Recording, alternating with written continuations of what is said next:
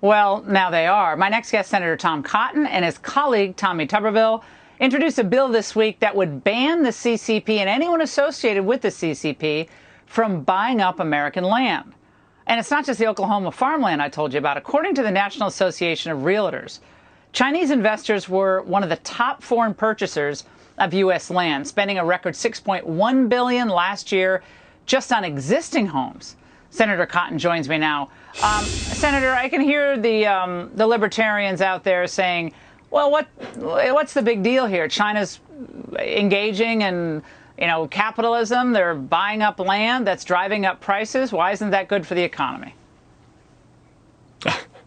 Well, our libertarian thought is very helpful in guiding tax policy and regulatory policy here in the United States. Ronald Reagan understood that. But in a world of borders, it doesn't work quite so well. Borders that are open on our border with Mexico, or where you have Chinese influence crossing into our border from mainland China. And letting China buy up our farmland or our food companies is a massive strategic mistake. Look, the simple facts are this: China cannot feed itself. The United States can not only feed our own citizens, but feed much of the world thanks to the productivity of our farmers and our ranchers. Why would we ever want to surrender that huge strategic advantage to China?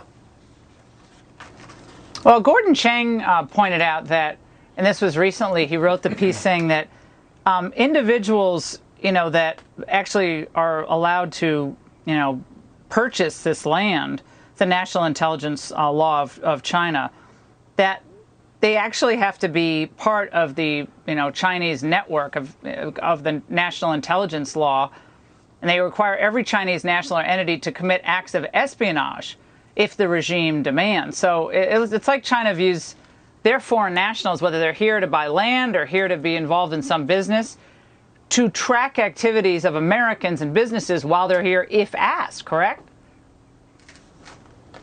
Yeah, that's right, Laura. I mean, China is not America. China is a communist country. And in America, if an American citizen wants to buy a farm in Canada or buy a timeshare condo in Mexico, they can do that. They don't have to ask permission of our government. But in China, if you want to get out of the country, if you want to take your money out of the country, then you, in effect, have to ask for permission from the Chinese Communist Party and to do their bidding if called upon.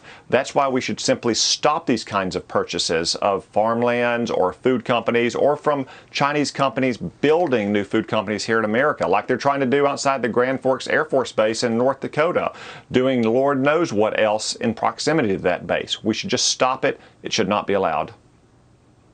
Senator, thank you so much.